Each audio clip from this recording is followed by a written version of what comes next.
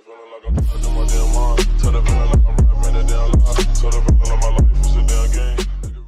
Hey guys, today I'll show you a fantasy horror TV series named The Sandman Season 1. Spoilers ahead, watch out and take care. The drama begins on the vast expanse of the Earth, where we humans live and firmly believe in the reality of everything around us. But when we sleep, our consciousness enters a wondrous realm we call dreams. This dreamland is real and is presided over by a being known as SANDMAN, the Lord of Dreams. SANDMAN controls not only the realm of dreams, but also the nightmares of all people in the world. He protects mortals from the corruption of nightmares, fear, desire, and other malign emotions. SANDMAN is not human or divine, but eternal. Long before mortals discovered the gods, the 7 siblings of the Endless Family existed in the universe, representing destiny, death, destruction, desire, despair, delirium, and dream, Sandman himself. One day, Sandman leaves his domain to pursue a powerful nightmare he created named Corinthian, who broke the rules and fled into the human world, taking pleasure in killing. Facing his master, Corinthian is powerless and can only kneel, waiting for his fate to turn into dust. However, an unexpected change happens. Sandman inexplicably vanishes into the sands. To know what happened, we have to roll back the timeline a little bit. The scene then flashed back to the year 1916 AD. The brutal World War I had swept across the entire European continent. An old doctor drove a long way to visit a mysterious sorcerer named Roderick. As the doctor held an important position in the Royal Library, Roderick had long wanted to recruit him into his arcane society. The doctor, usually skeptical of these metaphysical matters, had a change of heart due to personal tragedy. His son had been killed in the Battle of Jutland.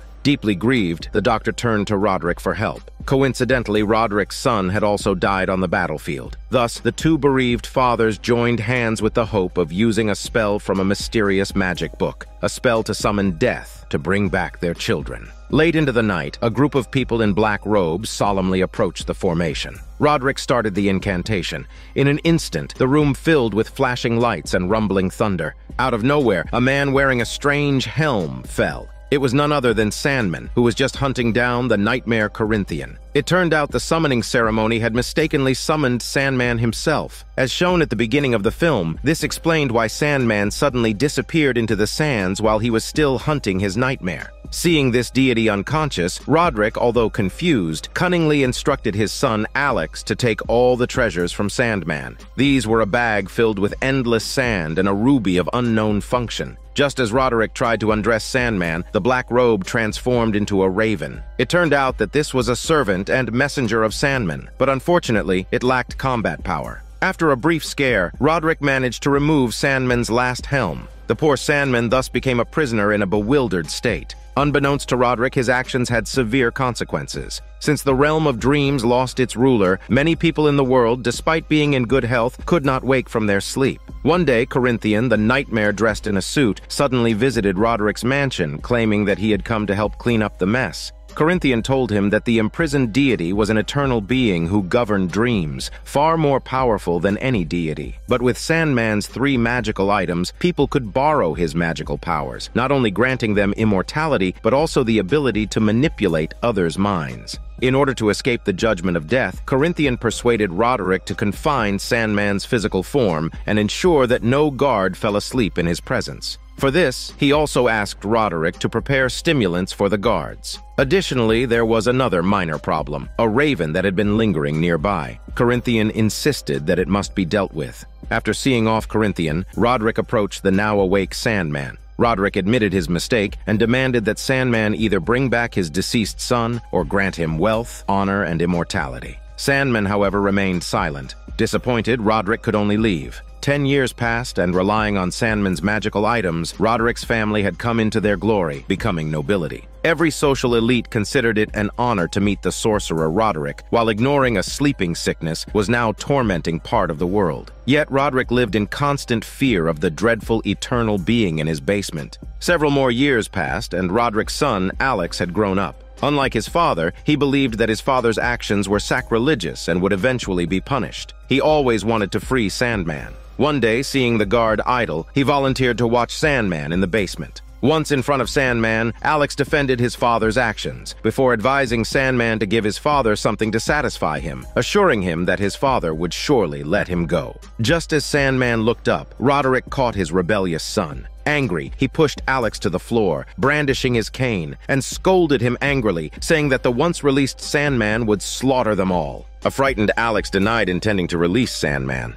To show his loyalty, Roderick ordered Alex to take a shotgun and kill the annoying raven that had always been lingering around their mansion. The faithful raven had stayed around for over a decade, trying to find a way to free its master. One day it saw its chance and slipped into the basement while the guard was not paying attention, hoping to save its master. Sandman was watching his beloved messenger, but the next second a gunshot resounded and the raven turned into a pool of blood. Standing at the door with the shotgun was none other than Alex. For the first time, tears welled up in the eyes of Sandman. Time slipped by. While the world was tormented by bouts of insomnia and excessive sleep, Alex had grown into a man. One day, he found one of his father's concubines, Ethel, crying in her room. When he asked her why, it turned out that Ethel, who had borne his father a son in his old age, was pregnant again. However, Roderick would not allow Ethel to have the child. That very night, Ethel packed her belongings and fled from the mansion. Before leaving, she stole Sandman's 3 magical artifacts. Roderick, frantic with rage, approached Sandman, demanding he find the woman, otherwise he would never let him go. Seeing his father's emotional upheaval, Alex tried to intervene. During their argument, Roderick accidentally hit the glass sphere and bled profusely. His already frail body, coupled with the loss of the magical items, led to his death in front of Sandman. 9 months later, Ethel gave birth to Roderick's child next to the magical artifacts. Alex had become the master of the mansion. He and his brother approached Sandman, asking if he would forgive them for killing the raven if they set him free. Sandman's face was expressionless, but in his heart, he had already condemned Alex to death. Decades passed, and now Alex was getting old. He didn't want anything from Sandman. His only wish was to get rid of him. However, Sandman remained silent, and Alex gradually lost hope. But his brother noticed that the ground's confinement array had become fragmented due to the erosion of time. For some unknown reason, he glanced at Sandman but didn't tell Alex or anyone else. Consequently, with the brothers' tacit consent, Sandman released a sliver of his power, entering the dreams of a guard and inducing him to shatter the glass cage. Sandman had finally returned. With a single breath, he took care of the guard, then infiltrated Alex's dream and sentenced him to eternal sleep, never to awaken. In another place, the deadly Corinthian, feeling his master's presence, knew something was amiss. Sandman had returned to the realm of dreams. The realm's butler, Lucien, greeted the weakened master. But what awaited Sandman was not the prosperity of his once magnificent kingdom, but a desolate and decayed wasteland, scattered with ruins. After such a long absence, the kingdom had started to decay. Its inhabitants, having lost their sovereign, had left the dreamland for other realms, or even the mortal world. Sandman, realizing the extent of the problem, looked towards the horizon. He decided to go to the human world to solve the myriad issues caused by his long-term absence, intending to rebuild the realm of dreams. Entering the palace, Sandman wanted to use his powers to rebuild the realm. However, he only lasted a few seconds before collapsing. It turned out that Sandman had poured most of his magic into his own artifacts. Without these tools, the weakened Sandman no longer had the power to reconstruct his kingdom. Sitting atop the ruins, Sandman thought of the only solution: to summon the triple goddesses of fate and destiny. They would surely know the whereabouts of his magical artifacts. However, Lucien opposed this idea, saying that Sandman had his 6 powerful siblings and should seek their help.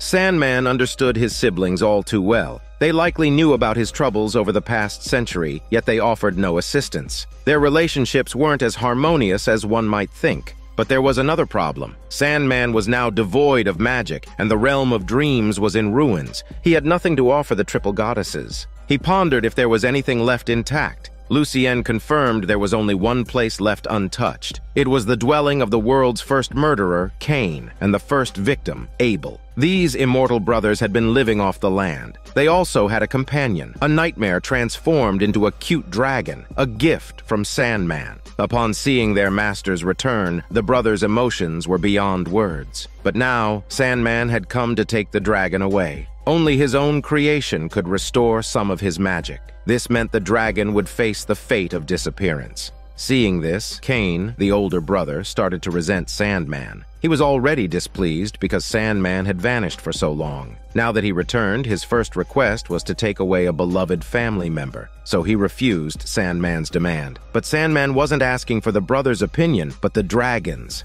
After Sandman explained his purpose, the dragon bowed its head in submission. Despite his deep bond with the two brothers, they had to part ways. Under Sandman's hand, the dragon turned into golden sand and returned to Sandman's body. Angry, Cain couldn't vent his frustrations on his master, so he took up a pitchfork and killed his submissive brother, Abel. But these two brothers were immortal. As the world's first murderer, Cain killed Abel every day, and Abel would resurrect every morning. Subsequently, Lucien followed Sandman to the Sea of Dreams. Now that Sandman had regained part of his magical powers, he needed to find a gift for the triple goddesses within the dreamscape. The realm of dreams was now barren, so Sandman could only collect from the dreams of mortals. He spread the golden sand, which the dragon transformed, and entered the world of dreams and nightmares. In the dream of a Cambodian farmer, he took a crossroads favored by the goddesses. From the dream of a Japanese film enthusiast, he took a noose symbolizing sacrifice and surrender. Lastly, Sandman took a serpent, signifying transformation and rebirth. Before leaving, he brought a gift for Cain and Abel as an apology, a new dragon egg. Once the offerings were prepared, Sandman summoned the triple goddesses. Out of the darkness, 3 long-haired women appeared. They were the triple goddesses of fate and destiny.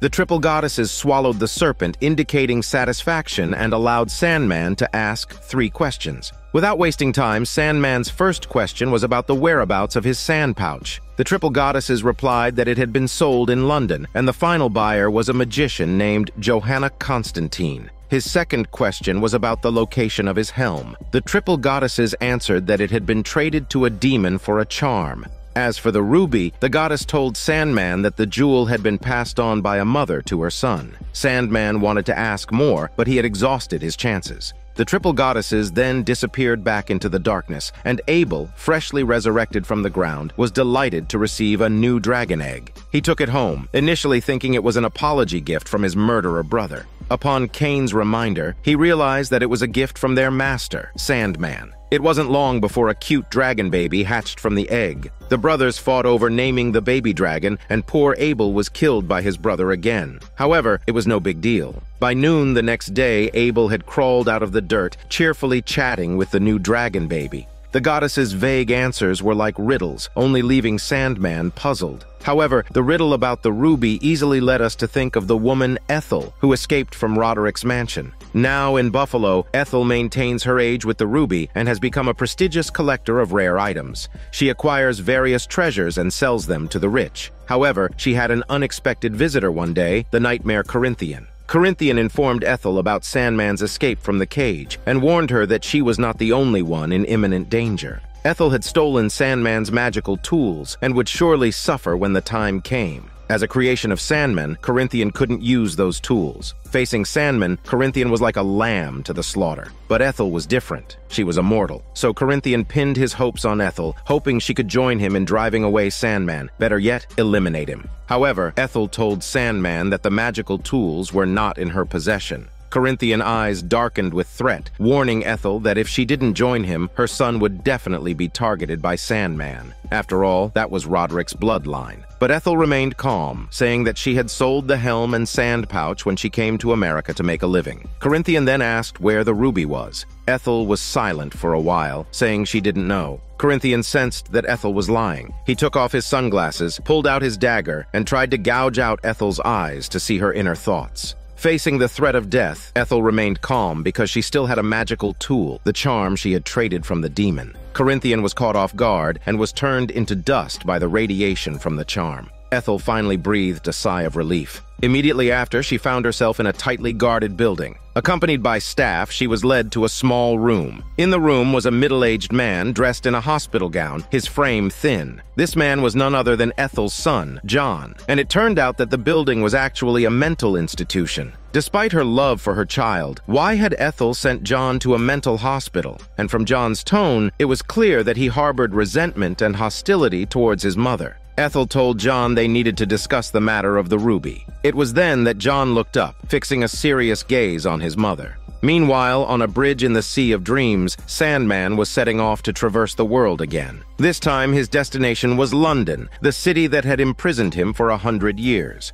Although he had no fondness for the place, the sand pouch had been sold there. He had to go to London, searching for the magician Johanna Constantine. Before he left, Lucien pleaded with him to bring a raven along. However, Sandman, still distressed over the death of the previous raven, refused Lucien's suggestion. With a wave of his hand, he parted the sea, descended the stairs, and disappeared into the waves, oblivious to Lucien's worries. The realm of dreams, having sent off its master, received a new visitor, the resurrected Corinthian. This was Corinthian's first return after death. Lucien told him the master had just left. Corinthian breathed a sigh of relief, learning that Sandman had gone to the material world to retrieve his magical tools. Preparing to leave, Corinthian stirred up Lucien, saying that Sandman didn't care about their creations at all. This was his reason for leaving the realm of dreams. Now, he was going to breathe the air of freedom, and hoped that Lucien would have the chance to try it. If Sandman came after him, he would ensure his former master would meet a point of no return.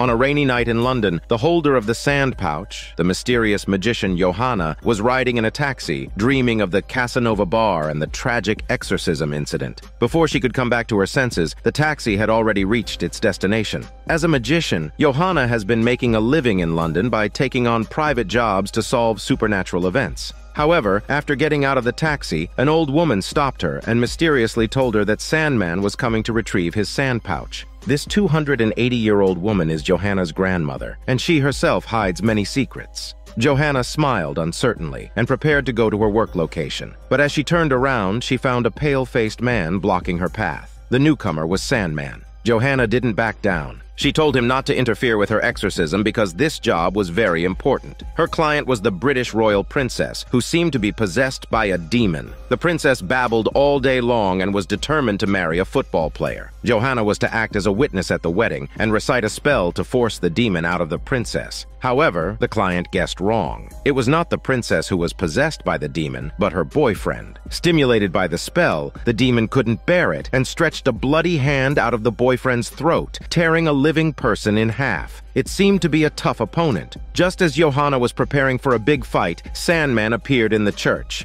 The demon immediately lowered its head to greet Sandman. Sandman told the demon that his helm was also in a demon's hands. To avoid returning to hell, the demon agreed to tell him who had the helm, but the precondition was that Sandman had to stop Johanna. Johanna didn't care who was in front of her, she just wanted to complete the exorcism and get paid. In this way, she ruined Sandman's first opportunity to retrieve his magical tools. Nevertheless, Sandman didn't give up. He rushed out of the church, ordering Johanna to return the sand pouch to him, saying that if he couldn't retrieve his magical tools, all humans would suffer a catastrophic disaster. Johanna told him that she got it a long time ago at an auction, but she doesn't know where it is now. Suddenly, Sandman noticed a raven perched on a nearby bench. The raven excitedly introduced itself as a man who had recently died, sent by Lucien to help Sandman find his magical tools. But Sandman just wanted it to go back, saying he didn't need any help. While they were talking, Johanna took the opportunity to escape. After realizing that he couldn't get rid of the raven, Sandman started to focus and infiltrated Johanna's dream. Once inside Johanna's dream, he saw the scene of the tragic Newcastle incident, which was dreamed of by Johanna again. The severed limbs of the girl in her hands woke Johanna up, and she found Sandman standing in front of her. Sandman also knew of Johanna's troubles, endless nightmares caused by painful past events. He said he could help Johanna get rid of the nightmares, but she had to help him find the sand pouch. After much thought, Johanna agreed to the deal. After rummaging through the office, she stumbled upon a picture of her and her ex-girlfriend, Rachel. She then remembered leaving her sleeping bag at Rachel's place. Always a loner, Johanna had never believed in love. Yet after living with Rachel for several months, she quietly left to protect Rachel, leaving her sleeping bag behind as a relic of their abruptly ended love affair. Now Johanna was standing once more on the doorstep that had brought her such embarrassment. When Rachel opened the door, she was surprisingly still fond of Johanna. Seeing each other again, hormone sparks flew. However, Sandman noticed Johanna's delay and grew suspicious, so he went upstairs to investigate. Upon arrival, Rachel instantly turned into a mere mirage of sand. Sandman saw through the illusion, and returning to reality, Johanna found Rachel deathly pale and clinging to the magical sand on her deathbed. The sand, with its lethal allure and destructive power, was about to be taken by Sandman. But seeing her former lover in such agony, Johanna pleaded with Sandman to do something.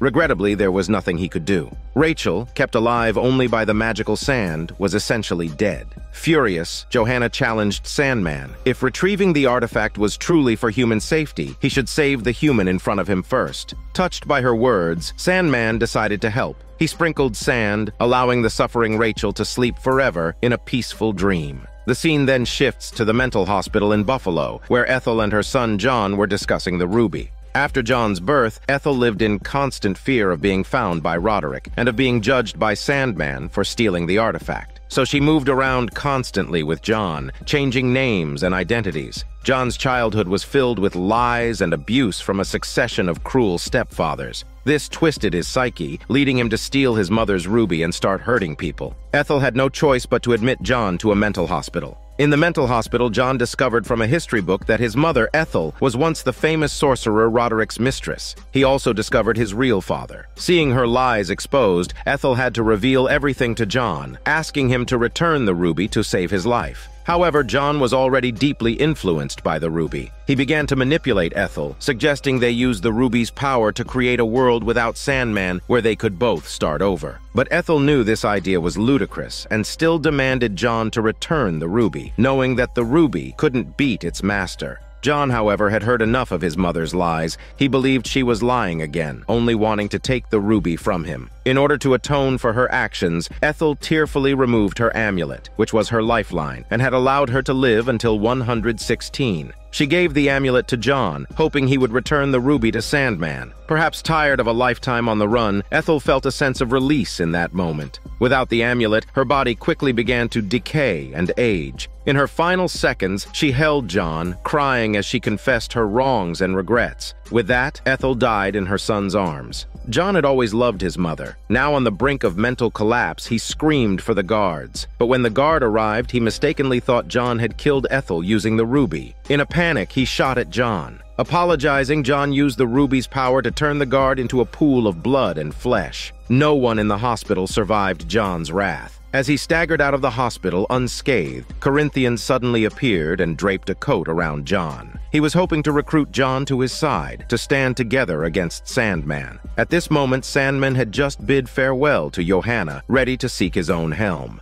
Initially, Sandman intended to send the Raven away, but thinking about their next destination, he realized that having the Raven along might indeed prove useful, because their next stop was the notorious Hell Kingdom. Before the confused Raven could object, Sandman pulled out a bag of sand, encompassing both of them in a whirlwind of golden grains, and then they disappeared from Earth. In the blink of an eye, Sandman had arrived in Hell, a place only alive in people's tales. According to the rules, a king uninvited cannot enter another king's realm, so he could only approach the drummer, striking the long, dust-covered drum. Soon, Scourge, the handler of the Gate of Punishment, arrived. Scourge quickly noticed that Sandman was now in a weakened state. Scourge showed no kindness to the weak Sandman. On the way to the palace, Sandman introduced the Raven to Lucifer Morningstar, the ruler of Hell, who was a fallen angel. Perhaps she is the most powerful being aside from the Creator, even more formidable than Sandman in his prime. Upon discovering Sandman's visit, Lucifer instructed Scourge to take Sandman to the Tower of the Punished. There, he unexpectedly encountered his girlfriend from 10,000 years ago, Nada. As Sandman lacks a definitive physical form and appears differently to different people, he appeared as an Afro man in Nada's eyes. He and Nada once had a sweet romance, but due to various reasons, Nada defied his will, an act intolerable for him. Therefore, Sandman imprisoned his girlfriend in Hell. Lucifer's decision to have him meet her was undoubtedly a subtle provocation.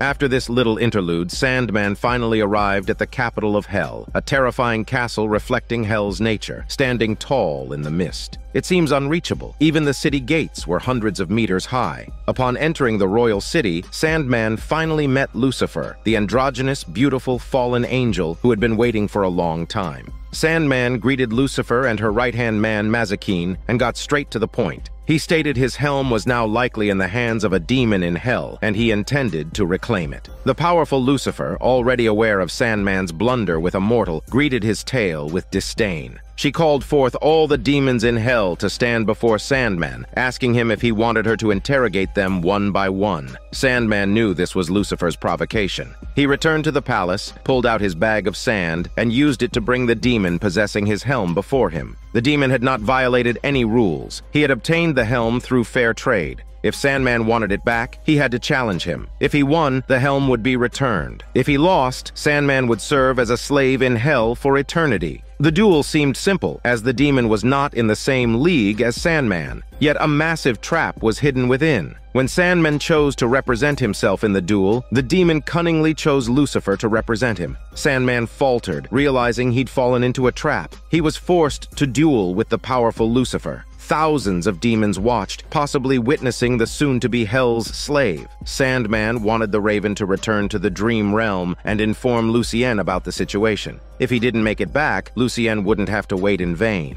But the Raven had great faith in his master. As the challenged party, Lucifer had the right to choose the duel's method and strike first. Unexpectedly, Lucifer chose to engage in a battle of wits. Each side had to name an entity that could defeat the other until one party couldn't respond, marking the duel's end. Lucifer made the first move, declaring herself a hungry wolf, a deadly predator. Sandman retaliated, declaring himself a mounted hunter, spearing the wolf. Under the rules of the duel, Lucifer suffered a blow, but she quickly countered, declaring herself a venomous snake hidden in the dark, capable of poisoning the mighty horse. Correspondingly, venomous patches appeared on Sandman's face. He responded that he was a bird of prey, ripping apart the venomous snake. Lucifer, with a face marred by wounds, was furious and declared herself the lethal bacteria on a butcher's knife, capable of decomposing all living things. Sandman responded calmly, declaring himself the entire world, embracing and nurturing all things. Lucifer then transformed herself into a supernova that collides with planets, destroying Sandman's world. Sandman, severely injured, mirrored the previous round of the duel, declaring himself the boundless universe, accepting all life. Lucifer then murmured that she was the anti-life, the harbinger of doomsday, the boundless darkness after everything ends. At this point, Sandman could not think of a counterattack. He fell to the ground, pale, seriously injured. At the critical moment, the Raven flew to Sandman's side, reminding him that anti-life was not invincible. Above life, there still exists undying hope and dreams, the realm that Sandman himself represents. Sandman came to his senses and declared himself to be hope. Since hope transcends life, anti-life naturally can't solve hope. Lucifer knew she had lost because nothing could extinguish hope. After all, Lucifer herself even hoped to return to heaven. The duel was over. Lucifer commanded the demon to hand over the helm. The demon refused, and Mazikeen threw him into the demon horde to be devoured. As Sandman prepared to leave, Lucifer reneged. She had been confident that even if she lost the duel, she could keep Sandman in hell. After all, Sandman couldn't use his power in her realm, and dreams have no power in hell. But Sandman retorted, questioning whether hell would still have any meaning if all the souls imprisoned there could no longer dream of heaven. This dialectical question hit Lucifer's soft spot. While watching Sandman leave, she could only growl like a goose that one day she would destroy him. The scene then shifts to John with the helm in hand. Having just escaped from a mental hospital, he was accidentally hit by a car while picking up slippers on the road. The driver, a kind woman named Rosemary, rushed out to help him. After apologizing to John, Rosemary sees his destitute appearance and offers to take him where he needs to go. John's destination is a small town because he has hidden a ruby there. On the drive, they chat. John tells Rosemary everything that has happened, including his mother Ethel's past and how he stole her ruby, leading to his own imprisonment for theft, arson, and murder. He speaks as if these are everyday matters. Upon hearing this, Rosemary furrows her brow. While she has had her share of experiences, they're nothing compared to the storm of events John describes. Perhaps it's because Rosemary tells John that she too has been a victim of her husband's lies, that John develops a liking for her. He sees her as a good person, different from those he has killed. Throughout the journey, John talks incessantly about his experiences and insights, stating his belief that all people are selfish and lie out of selfishness, which is why he hates lies. Rosemary suggests that perhaps people lie out of fear of an impending fate. John is stunned by this insight, and his liking for Rosemary deepens. When they run out of gas and pull into a gas station, Rosemary contemplates calling the police. But John suddenly gets thirsty and they both go into the store. Rosemary approaches the cashier and whispers that the man with her is a fugitive, urging the cashier to call the police. Unbeknownst to her, John's amulet has picked up on the cashier's call. John grabs Rosemary's hand to leave, but the cashier pulls out a gun, ordering John to freeze. However, against this devil with superhuman strength, the cashier was sent to receive cash in heaven. John doesn't harm Rosemary, who reluctantly drives him to his destination, where his ruby is. Just before John arrives, Sandman, using the power of the helm, teleports himself there, sensing the presence of the ruby. But upon retrieving it, Sandman realizes something is wrong. Someone has tampered with the ruby. As he speaks, a powerful shockwave emanates from the ruby, knocking Sandman unconscious. By the time John finally arrives, he picks up the ruby left on the ground. Thankfully, the Raven has hidden his master behind a shelf, or else he might have been in grave danger. After leaving the warehouse, John approaches Rosemary to thank her. Rosemary doesn't hide her fear, stating that she wants to go home. John sees Rosemary as a good person who has treated him well, and most importantly, doesn't lie. So John gives Rosemary the amulet his mother left him, saying that from now on, no one in the world can hurt her. As for himself, he plans to save the world with the powerful ruby. He then casually walks into a diner. The TV on the counter is showing recent news. A waitress named Bet warmly greets John. However, John starts muttering about wanting to create a new world without lies, which makes him very happy. Bet doesn't regard John as a madman and serves him a cup of coffee. Bet seems somewhat distracted, though. Every time she sees the diner's chef, she can't help but blush. It's clear she has a crush on the chef, but he seems indifferent to her advances. Soon, a regular customer named Judy walks in. She seems anxious and looks unwell. It turns out that she had a big fight with her girlfriend last night, and the girlfriend has been missing since. After a while, a handsome young man in a suit enters. He is an interviewee who came for an interview at a nearby pharmaceutical company. As soon as he takes a seat, a couple walks into the diner. They are also acquaintances of Bet's. They exchange pleasantries with her, asking about her novel and her family. But from their perfunctory tone, it's clear they aren't genuinely interested in her life. Interestingly, the woman, Kate, is the CEO of the pharmaceutical company, and her husband, named Gary, is her kept man, a boy toy attracted by his muscular physique. Therefore, Gary has strict dietary requirements, avoiding carbohydrates and fats, and only ordering protein and vegetable salads. But in truth, Gary always craves high-calorie foods. Today is their wedding anniversary, and Kate allows Gary to order whatever he likes. After much deliberation, Gary still compromises due to money and orders a vegetable salad. After a busy morning, Bet finally remembers she's neglected John and rushes over with the menu. But John has already been sitting there, observing the noisy, hypocritical world around him. Using the power of the ruby, he makes Bet speak her mind. It turns out that Bet has always been insecure. She maintains her warm and friendly facade because she wants everyone around her to like her. Bet is somewhat frightened after unwittingly revealing her true feelings. John then continues his performance. He makes Kate and Gary at the entrance express their dissatisfaction with each other. Gary complains that Kate is too domineering and has never respected him. Moreover, he doesn't want to eat these hard-to-swallow vegetarian dishes. Under John's control, Bet serves Gary his favorite cheeseburger. Despite his wife's objections, Gary starts eating. On the other side, the interviewee, who had been chatting with Judy all along, was also influenced by John. He told Judy that her girlfriend wasn't missing. She had just blocked Judy. Angry, Judy slammed her plate down and stormed off, but just as she got to the door, John stopped her. Dazed, she sat down across from him and started expressing her innermost feelings. She confessed that she was very controlling in relationships and bore animosity towards her friends. As a lesbian, she felt that everyone in the small town was judging her with strange looks, which made her uncomfortable. Meanwhile, Kate and Gary finished their meal and were ready to leave. But John had other plans. He used the ruby to erase their memories, resetting them to the moment they first walked into the diner. This time, Gary was displeased with his wife right from the start. At this point, Bet introduced to Kate the young interviewee, who was going to take an interview at Kate's company that day. In retaliation against Gary, Kate warmly pulled the interviewee to sit next to her. Under John's influence, Bet went to the kitchen and confessed her feelings to the chef, expressing her desire for him. But the chef told her that he wasn't into her. In fact, he had no interest in women at all. He liked going to Bet's house for dinner because he was in love with Bet's son. Every time Bet went upstairs to sleep, he'd do things with her son in the bedroom. Bet was shocked and angry upon hearing this news. She dropped the plate she was holding and ran to the bathroom to collect herself. Gary, bored and with nothing to do, went to the kitchen to chat with the chef, complaining about his dominant and boring wife. At the same time, he felt inferior because Kate was too excellent. In front of her, he always felt like a little child. When Bet came out of the bathroom, she found Judy waiting for her outside the door. So she comforted Judy, saying she deserved someone who understood her and was more positive and cheerful. Judy laughed and asked if that person was like her. Suddenly, Judy kissed Bet.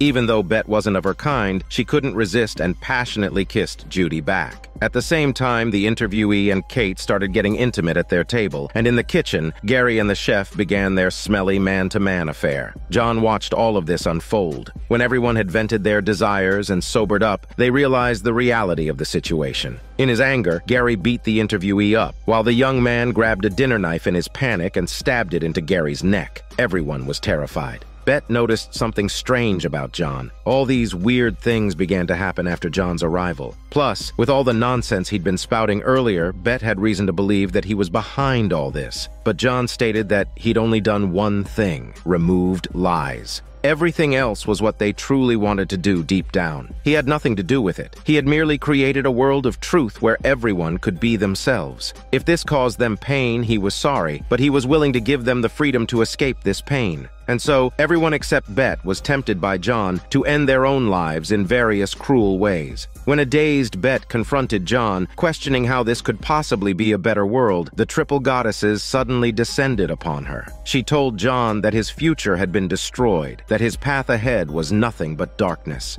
As soon as her words fell, Sandman finally arrived to find John. However, with the ruby in his hand, John was not afraid of him. Sandman told John that the ruby was different from other magical items. It was too aggressive. Even he didn't know how much power the gem had siphoned from him. And now, this gem was causing harm to John and the world. He then unveiled the so-called truth behind the lies. In the dream world, Kate's dream was to retreat to a place where no one knew her to live in peace. Gary's dream was to prove himself to his father, who had once looked down upon him. And Bet's dream was to write meaningful literary works. Beneath the lies lay their dreams. If the lies were taken away, so was their reason for living. Despite all this, John remained stubborn. He believed that he should take Sandman's place and become the master of dreams. Out of options, Sandman pulled John into his dream world. There, John arrived at the Roderick Manor, a place he had never seen before. He followed a mysterious figure wearing a Sandman's helm into a room, only to discover that the helmeted man had transformed into a younger version of his mother, Ethel. Startled, John turned to see his childhood experiences of being mistreated by his mother materializing before him. In pain, John used the power of the ruby to wake himself up, only to find that he was now in Sandman's palace. He used the ruby to burn down the palace and then began absorbing Sandman's power. With Sandman suppressed on the ground, a smug smile crossed John's face. He was about to gain all of Sandman's power. But then, a flash of light streaked by, and John found the ruby in his hand had shattered. Looking up, John saw that the once feeble Sandman had transformed into a giant and had him in his grip. To John's surprise, his clever ploy had backfired. After the ruby shattered, all the power returned to Sandman. He even owed John a thank you. John knew he had failed and quietly awaited his judgment. But Sandman did not kill him, recognizing that he was only a victim of his father's scheme. In the end, Sandman sent John back to the mental hospital, condemning him to an eternal slumber. The streets of New York were now in ruins, a testament to the power of John and his ruby. However, all was over, and the rebuilding of both the realm of dreams and the real world would commence. A blonde woman in a white suit watched the departing figure of Sandman with a smile, her eyes hinting at mischief. Not all members of the Endless family were at odds with each other, and Sandman had a close relationship with one of the siblings, Sister Death. The personification of death in the mortal realm was a beautiful woman with an afro. Due to her unique position, she often interacted with humans, making her more genial and cheerful than her siblings. Sandman went to Sister Death to share the string of events that had occurred. While they weren't matters of life and death, they had brought new thoughts about humans and himself. He had thought that retrieving his artifacts would bring him satisfaction, but once he accomplished his goal, he felt only emptiness and loneliness, even questioning his existence. Sister Death cared deeply for her younger brother, and seeing him so downcast, she decided to give him a wake-up call. She scolded him for being the most foolish and pitiful embodiment she'd ever seen. She reminded him that people cared for him, like herself. To cheer up Sandman, Sister Death invited him to join her in her work. She loved her job. Before meeting each decedent, she would muster her best spirit. This time, the deceased was an old violinist at the end of his life. As the man played Schubert's posthumous work, she walked in with Sandman. Initially confused, it took the man only a few seconds to recognize his visitors. Before leaving, he begged Sister Death to allow him to recite the last verse of the Kaddish. Seeing his lifeless body in the chair, the old man quietly departed. On their way to the next decedent, Sandman confessed to his sister that Roderick had originally wanted to capture her, not him. Sister Death merely looked at Sandman meaningfully and said nothing more. She then took him to a riverbank where a man had drowned. The man initially struggled to accept his fate because he was still enjoying the honeymoon with his new wife. But under Sister Death's earnest gaze and the sight of his body being pulled from the river, he left with her. Sandman was surprised to see his sister perform her duties with such ease. As members of the Endless, they had lived long before gods existed. Why did Sister Death still maintain such dedication and passion? She admitted she had grown tired of her job a long time ago. She had even thought about quitting, but she realized that her job wasn't that hard. People weren't so afraid of death. They just wanted to see a familiar face and a smile in the end, just like when they were born. From then on, she no longer despised her work. Whether it was infants who died prematurely, hospital patients, or young people who died in accidents, she would gently come to their side, take their hands, and guide them away from the mortal world. After witnessing so many deaths, Sandman began to understand the meaning of their existence. Death, dreams, even desire and despair, all members of their family existed to serve humanity. This was the truth she understood, and Sandman benefited greatly from his visit to his sister. He had known these truths long ago, but seemed to have forgotten them for a long time. After saying goodbye to his sister, Sandman decided to visit an old acquaintance who had enlightened him to a certain truth that he had later forgotten. His story with this person traced back to 1389. At that time, Sister Death had brought him to a tavern to better understand humanity by listening to the stories of ordinary people. Among the crowd, a man named Gadling caught their attention. Gadling was boasting at the bar, telling his companions that due to the Black Death and wars, he had become accustomed to seeing death. To him, death was just a foolish act of conformity. If miracles existed, he would never choose death. Sandman was disdainful of Gadling's words, viewing eternity as a torment for ordinary people. If anyone were granted eternal life, only endless pain would accompany them. Sister Death, however, wore a playful smile. She thought this might be a good opportunity and told Sandman that she could fulfill Gadling's wish as long as Sandman was willing to bet with her. They would see whether Gadling would beg for death after gaining eternal life. Sandman accepted the bet and approached Gadling, offering to grant his wish on the condition that every 100 years, Gadling would come to this tavern and share his experience of eternal youth. Gadling did not ridicule Sandman like his companions. He seemed to sense the extraordinary nature of the man before him,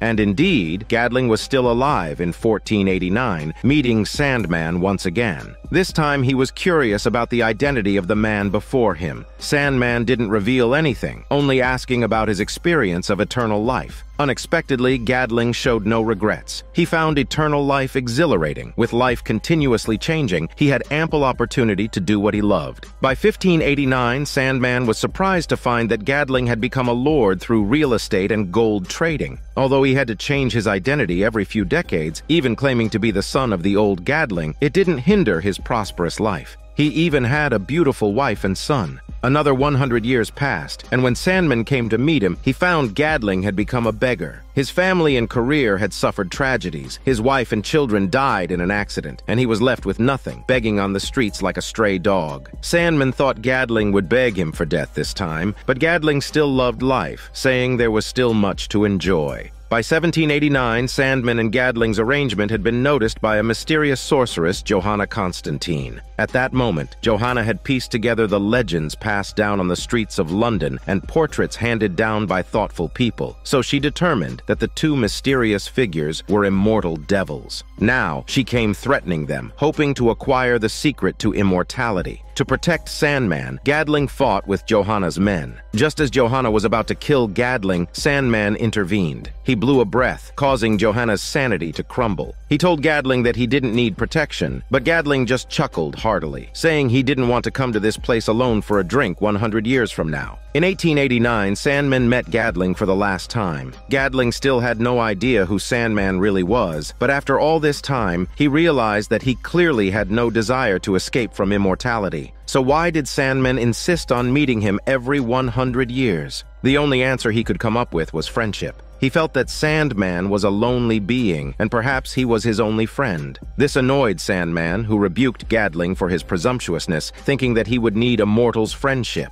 To prove that he did not care about their relationship, Sandman told Gadling that he would not come to meet him after 100 years. Gadling chased after Sandman, yelling that if he saw him here in 100 years, it would mean they were friends. Unfortunately, in 1989, Gadling did not see Sandman. Feeling lost, he still did not give up. He bought the land with the intention to keep waiting. Unknown to him, it wasn't that Sandman didn't want to come. At that time, he was still trapped in the basement of the Roderick Manor. Now, Sandman returned to his old haunt, full of mixed feelings. Guided by a marker, he came to the new tavern that Gadling had opened. As expected, Gadling was still waiting for him. Sandman put aside his pride, smiling as he acknowledged their friendship. Perhaps this past experience had made Sandman more human. However, Sandman didn't know that far away under a naked statue at the Palace of Desire, one of the Endless family, Sister Desire, was watching a display case that symbolized their 7 siblings. She then came to her sister Despair's castle, informing her that Sandman had escaped from his cage and their plan had failed. They both harbored ill will towards their arrogant brother and hoped to find an opportunity to knock him down a notch.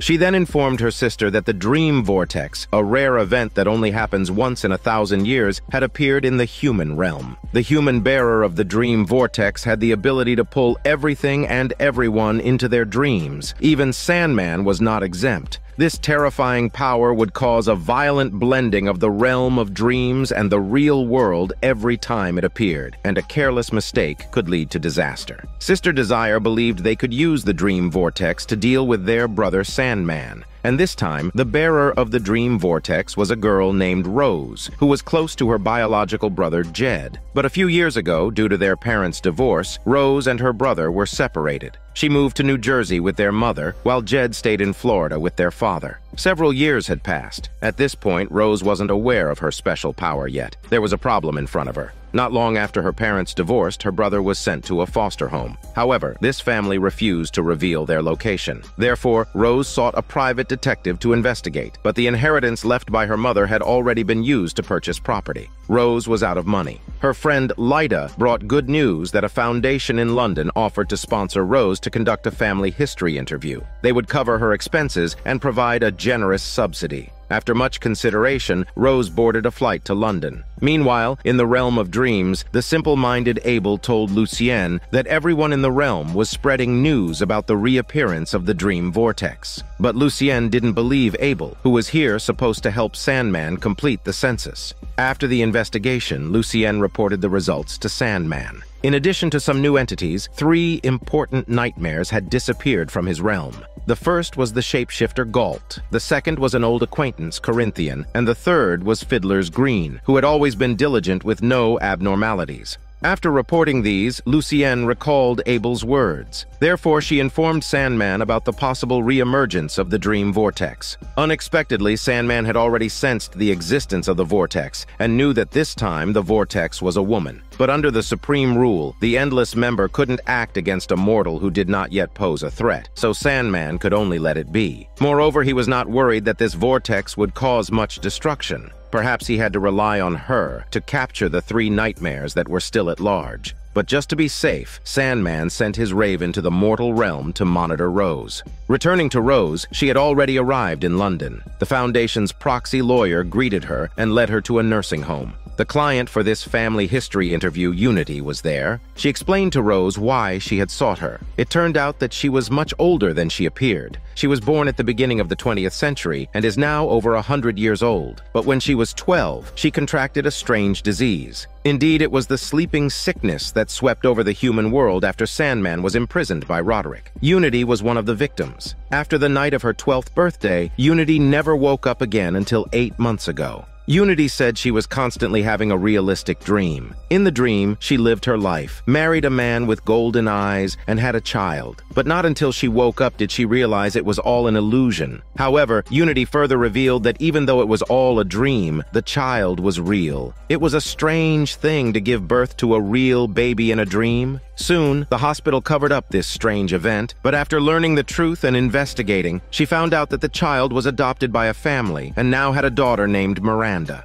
Rose was taken aback by that name because Miranda was her mother. With that, Unity admitted that she was Rose's great-grandmother. Though their family union had supernatural undertones, Rose was delighted. After all, it had been a long time since she had seen any of her relatives. After the reunion, Rose went out to find Lyda, but behind a door, a whisper was calling her name. She approached and discovered 3 oddly dressed women. It's the triple goddesses of fate and destiny. They were still speaking in riddles, telling Rose that her identity was special and warning her to be careful about dreams and houses. Confused, Rose was about to ask a question when Lyda suddenly burst in and switched on the light. The triple goddesses disappeared in that instant. When she went downstairs, Rose brushed off the encounter as a hallucination and started catching up with her great-grandmother Unity. Rose mentioned her brother Jed, who had been missing in Florida, and she confessed her inability to search for him due to lack of funds. So Unity decided to hire Rose to find Jed. After all, Jed was also her great-grandson. To show her support, Unity gave Rose a gold ring she always wore. And so, with this legitimate reason for funding, Rose began her journey to find her family. In another part of the realm of dreams, Lucienne was going through information about Rose in the library. The Raven was still unfamiliar with the vortex of dreams. Lucienne and another entity, Pumpkinhead, reminded the Raven to pay attention to any signs of fear or trauma, as Rose was likely to relive them in her dreams. Heeding the reminder, the Raven passed through the mural on the dome and landed in Florida, in the mortal realm. Rose had already reached her rented house in Florida. The landlord was a cross-dresser, and he had a group of peculiar yet incredibly friendly roommates. A chatty couple, 2 gothic women of undefined age, and a reclusive tenant who enjoyed reading in the attic named Gilbert. That night, the landlord hosted a grand welcoming party. He dressed up as a woman and sang his heart out on stage, making Rose laugh.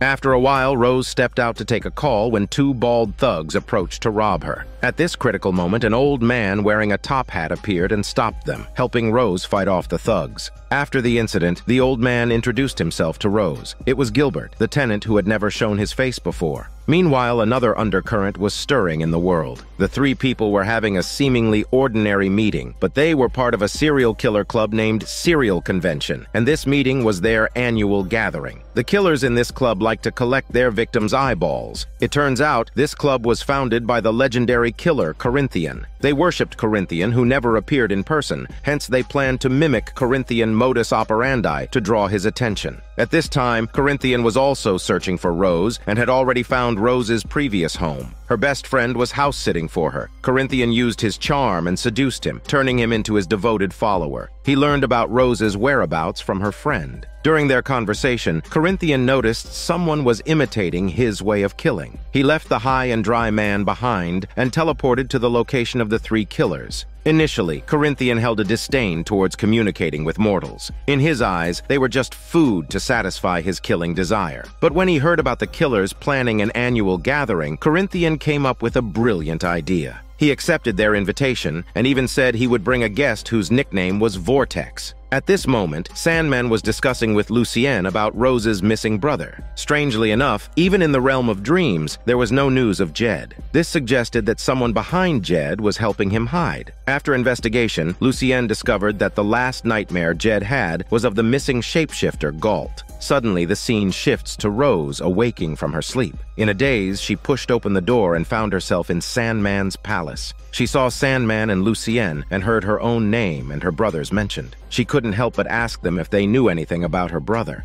In a corner unknown to all, Rose's brother Jed was desperately running on the road. He finally flagged down a car, but the driver was his foster mother. Jed knew she couldn't help him because she too was a plaything in the hands of his terrifying foster father, who appeared from the car. The man threatened his wife to hand over the fleeing Jed, then stuffed him roughly into the trunk. Just as Rose was trying to make sense of the situation, Lucienne told her about SANDMAN's identity and urged her to leave the dream quickly. But SANDMAN stopped Lucienne. He had another plan. Since he knew about Jed, perhaps it was related to the fleeing nightmare shapeshifter Galt. He could let Rose help him find Galt. So SANDMAN introduced Rose to the realm of dreams and the vortex of dreams. He told Rose that as a vortex, she could directly enter other people's dreams, just as she had entered his palace. Therefore, to find Jed quicker, he suggested Rose continue her search during the day with his raven. When night came, she could enter the dreams with him to find the nightmare Galt. The scene shifts to the shapeshifter Galt. She is a nightmare that emits golden light all over. Suddenly, an alarm sounds and Galt transforms into Rose and Jed's mother. She tells Jed that a supervillain named the Pied Piper is causing mischief in town and needs Jed to defeat him. Jed, already dressed in his superhero costume, is excited to go into action. Jed then turns into a gust of yellow sand and appears in the area where the Piper is, though he doesn't see his opponent. But he hears the magic flute coming from under the manhole cover, so he runs over only to find that it's not the Piper under the manhole cover, but thousands of rats. The rats climb onto Jed's body and gnaw at him mercilessly.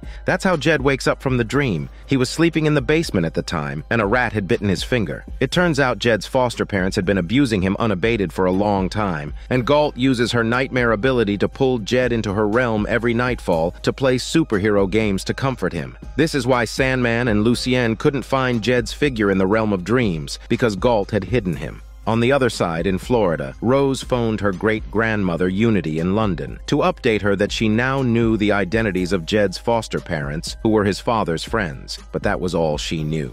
Unbeknownst to Rose, Corinthian had already found Unity, posing as a journalist to inquire about Rose. Danger was fast approaching. After ending the call, Rose printed hundreds of missing person flyers in her room and asked the landlord and the others to help her post them. As for the foster agency, since Rose had just had an argument with the agent yesterday, she asked Lyta to post flyers near there. So Rose and her landlord began posting missing person flyers around the house, while Lyta went to meet with the agent at the foster agency to apologize for the argument the day before. Lyta's sincerity softened the agent's heart. It turned out that the agent was not allowed to disclose information about the foster family, but after much consideration, she notified her husband that she was coming to check on Jed. After ending her call, she informed her husband. Upon hearing the news, the man panicked. How could he let his abusive behavior be exposed? But calling back to cancel now would only arouse suspicion. He didn't want to lose Jed, his cash cow. As a foster family, they received a monthly allowance, which was why he had adopted Jed. Although the foster mother always felt sorry for Jed, she was helpless. After letting Jed out of the basement, his foster father threatened him that if he said anything out of line, he would break every bone in his body. Under his threat, Jed didn't dare talk about the truth during the agent's home visit. Since nothing unusual happened, the agent prepared to leave. Seeing his lifeline about to leave, Jed pretended to hug the agent and slipped a note asking for help into her bag. Fortunately, the man didn't notice his small act, but the wife did. The scene switches to Rose, who is posting flyers and chatting with her landlord. He tells her about his Broadway dream and his dislike for his current life. Suddenly, Rose spots the Raven nearby and makes an excuse to leave her landlord to meet the Raven. It was a blessing that the Raven was there with Rose, as Corinthian had already arrived. After seeing the Raven, Corinthian understood that Rose was under the protection of Sandman and didn't dare to act rashly. He then turned to find the landlord, taking a flyer from him, and learned about Jed's adoption. That night, Corinthian found the foster agency, effortlessly killed the agent, and found Jed's address in her file bag. At home, Jed faced his foster father's rage because his foster mother had turned him in, out of fear of her husband's anger and fear of losing the subsidy. Jed was locked in the basement again, and a beating awaited him the next day. At night, Rose's vortex was growing stronger. When she fell asleep as usual, expecting to enter her own dreams, she instead entered the landlord's. The frustrated landlord dreamt of himself ripping off his own face on stage.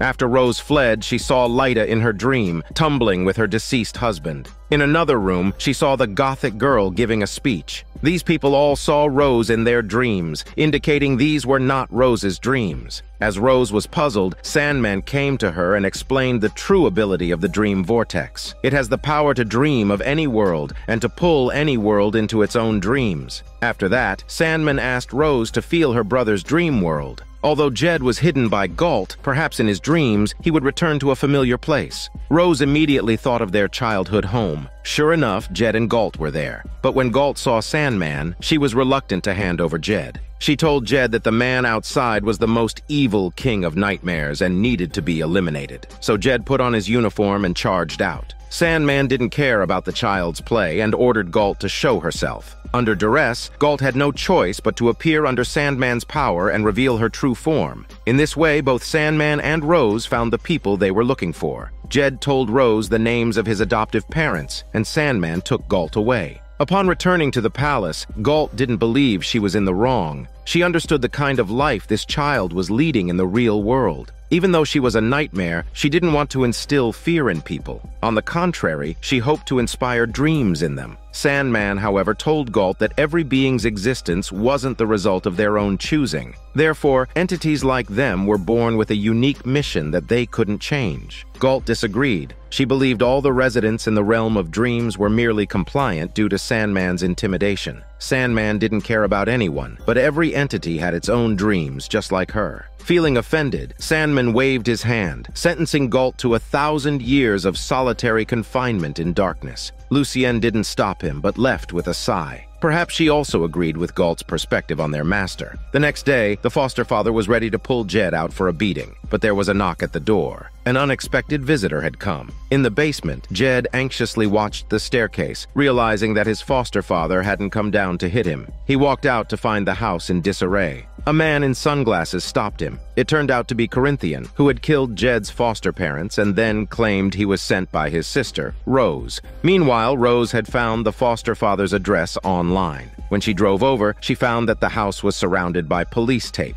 The police told Rose that a vicious murder had taken place, but there were no children's bodies. Back home, Rose told her friend Lyta about the strange occurrences she'd been experiencing. She mentioned her bizarre dreams and how she dreamt of Jed the night before, who told her his address in the dream. But when she got there, Jed was gone. Unbeknownst to her, the events happening to Lyta were even more incredible. Lyta had been frequently dreaming of her late husband, with whom she was intimate in her dreams. To her surprise, she woke up one morning to find herself pregnant. Rose was initially worried, but Lyta was overjoyed. She wanted to have this child. The Raven told Lucienne this astonishing news, which was already anticipated by her. This indicated that Rose's ability was becoming increasingly out of control. However, Lucienne stated it was none of her business. She had been reprimanded by Sandman for sympathizing with Galt, and she didn't plan to interfere again, and decided to carry on with her duties as a librarian. Meanwhile, Corinthian had already won Jed's favor with his smooth talking. He then made a phone call to Rose, pretending to be a passerby who saw the missing person notice, telling Rose that he found her brother. Rose was overjoyed and stated that she would come to meet them. Gilbert came in and knocked on the door. Upon learning that Rose was going to a strange place to find her brother, he expressed his wish to accompany her. So Gilbert drove Rose out of Florida. Little did they know, the place where Corinthian took Jed to was the annual meeting of a group of serial killers.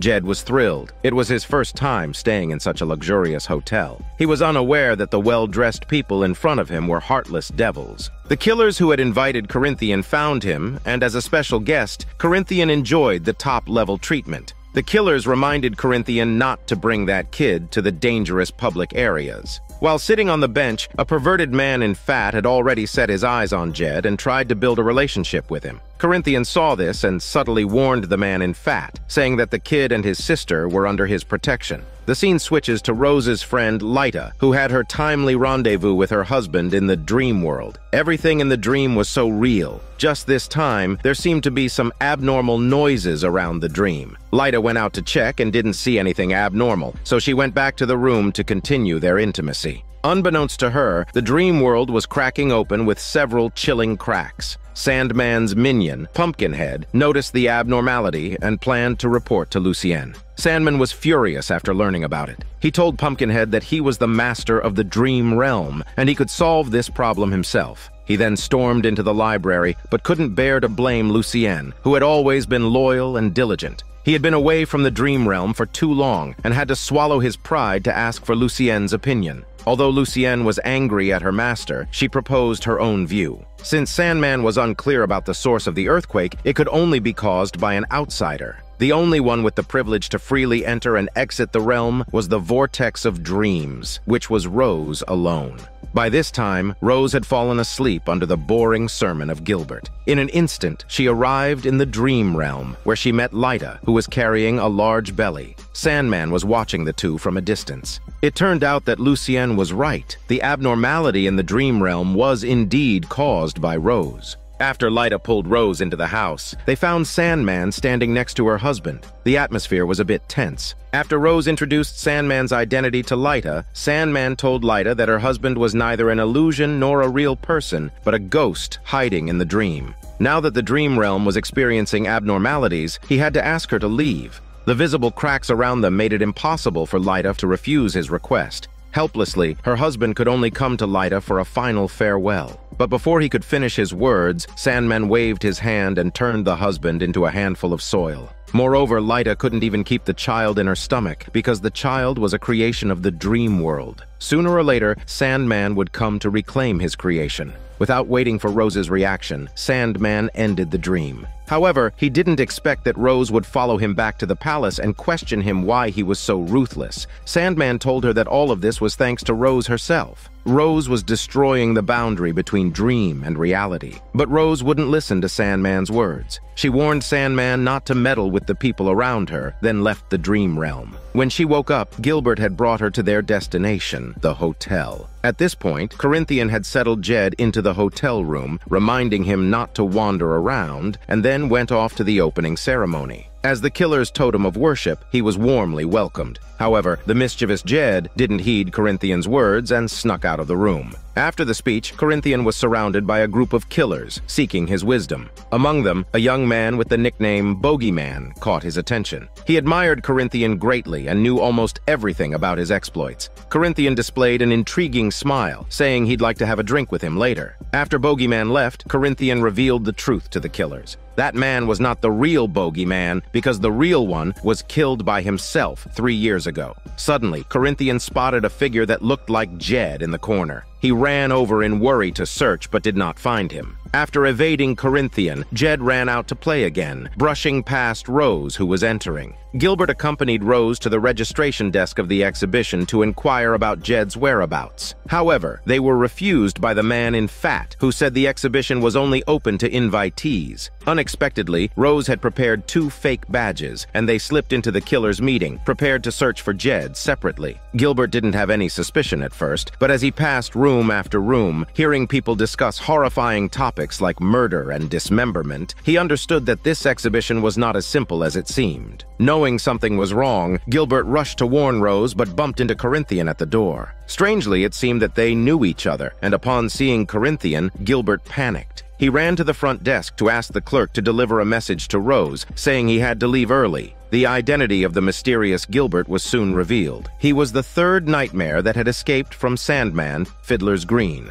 Soon after, Fiddler's Green returned to see Sandman. Sandman was perplexed by his departure. Fiddler's Green told his master that he left out of curiosity about the human world, especially since Sandman had been gone for a long time. This time he came back to inform Sandman that Corinthian had formed a cult and a killer organization, and that Corinthian had threatened his friend Rose. For the first time, Sandman was somewhat panicked, because Corinthian had found Rose. After leaving the palace, Fiddler's Green kept telling Lucienne about Rose, but Lucienne said the master would never save Rose because Rose is the current vortex of dreams. Knowing Rose's identity, Gilbert was desperate to realize that his master was destined to kill his friend Rose. In the real world, Corinthian once again used his charm to lure the fake bogeyman into a dark corner. At this moment, the killers who knew the fake bogeyman's identity came over, ruthlessly exposing him. It turned out that the fake bogeyman was just a blogger who enjoyed sensational content. The poor blogger, seeking for popularity, found himself atop a murderer's list. What awaited him was a ruthless slaughter. Corinthian was enjoying the thrill of the kill when Jed heard a scream. He peeked out from the doorway and was shocked to discover Corinthian committing a murder. Scared and horrified, Jed bolted, only to jump out of the frying pan into the fire. He ran into the pedophile killer, the man in fat. He promised to protect Jed and took him to his room. Fortunately, Rose was in the same building. She spotted them from a distance and rushed over. Finally, the siblings were reunited. However, outside this heartwarming scene, the man in fat was getting desperate. He angrily grabbed Jed. Jed realized that the greasy man was not a good person either. He ran away with his sister, but they couldn't open the passage ahead. Just as the man was about to attack them, Corinthian arrived and ended his fat life with a clean stab. He then greeted Rose with a smile, assuring her that they would be safe with him. Corinthian scared Jed by mentioning a being called Sandman, who was coming to take their lives. Rose didn't believe Corinthian words easily. She recognized the man in front of her as the 3rd nightmare that had escaped. Corinthian also identified Rose as the vortex of dreams, so he started his persuasion, saying Sandman had not been protecting Rose all this time.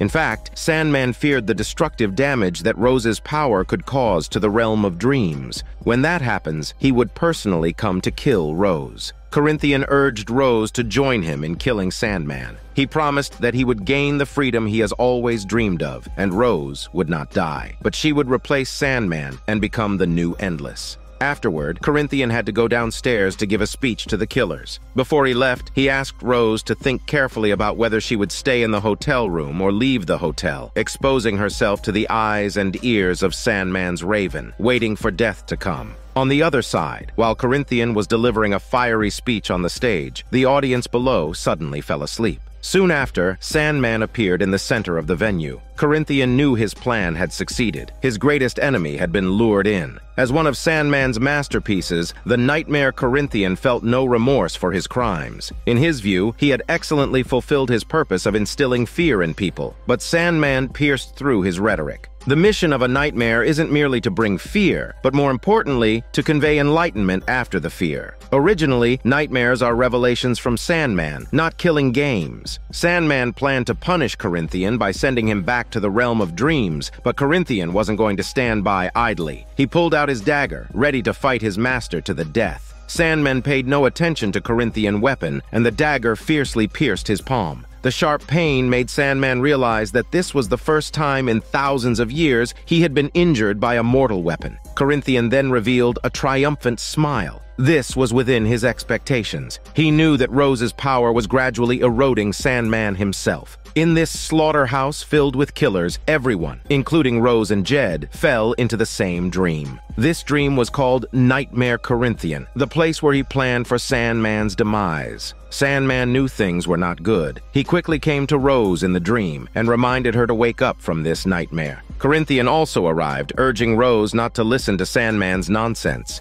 Now the most powerful person was Rose herself. To show his stance, Corinthian directly gave this dream to Rose, telling her she could do anything she wanted. Now, Rose asked Sandman if she would be really killed by him. Sandman admitted it, but also told Rose the necessity of it. If the vortex of dreams was left unchecked, the boundaries between dreams and reality would be completely toppled. The whole world would fall into Rose's dream. When Rose's dream collapsed, the world would also be destroyed. There had been a precedent for this. Once, Sandman neglected his duty, and an entire universe disappeared because of it. The heavy question of choosing between her own life and the lives of all others mercilessly fell on Rose. In the end, she felt exhausted and simply turned off the dream, telling the two she would find her own way out. Losing the dream, Corinthian also lost the only opportunity to threaten Sandman. He calmly accepted his judgment, never bowing his head to Sandman until death. His only wish in this life was to experience life as a free person, but his mighty master didn't actually care about them, whether they were nightmares or humans.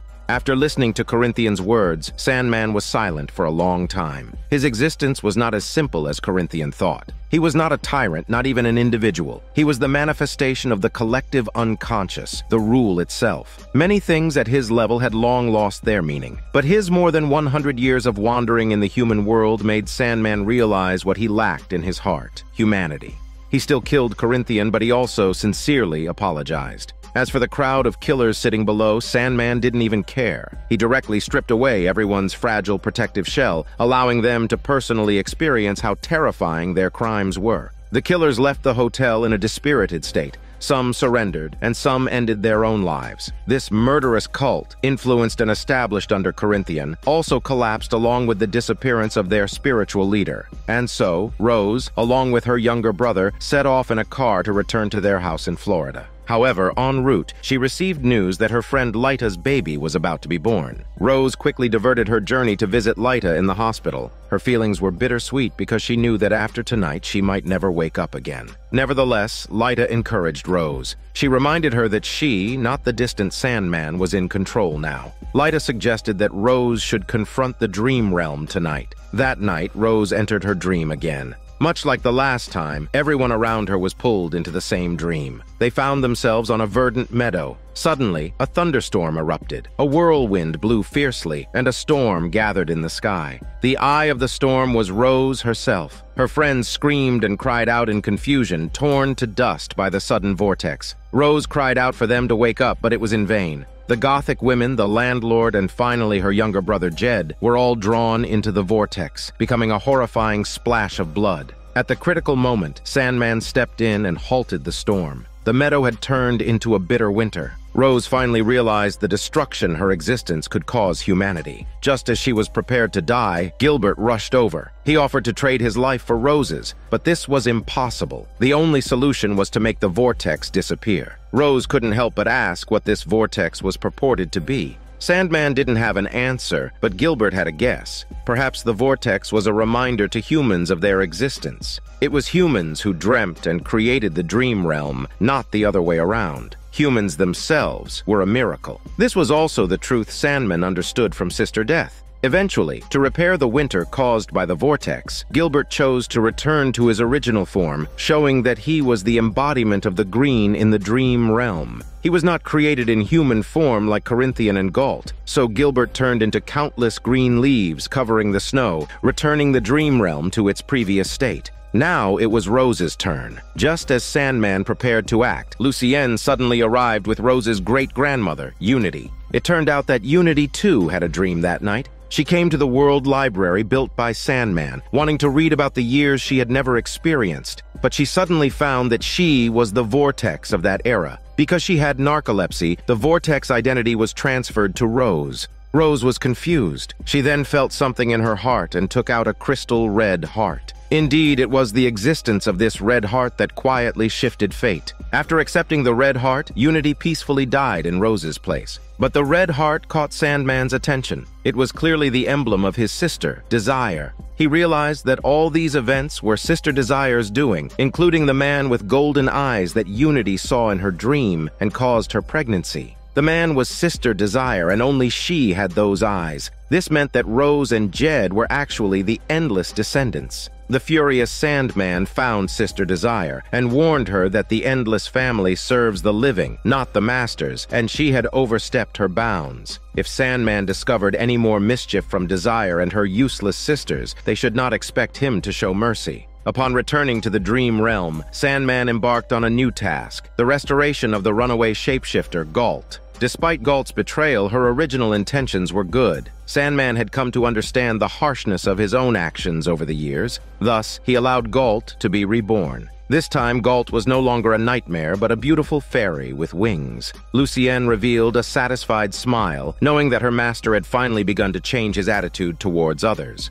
The post-credits scene takes us to the royal city of Hell, where the powerful fallen angel Lucifer is met by a subordinate named Azazel, who is the highest-ranking demon in Hell, representing the will of all the hellish demons. Azazel requests that Lucifer lead an army to expand the territories of Hell, with the first target being the dream realm that had caused Lucifer to stumble. Azazel's determination was so strong that Lucifer did not refuse him. She planned to do something that no one had ever done before, an act that would make the entire dream realm submit to Hell.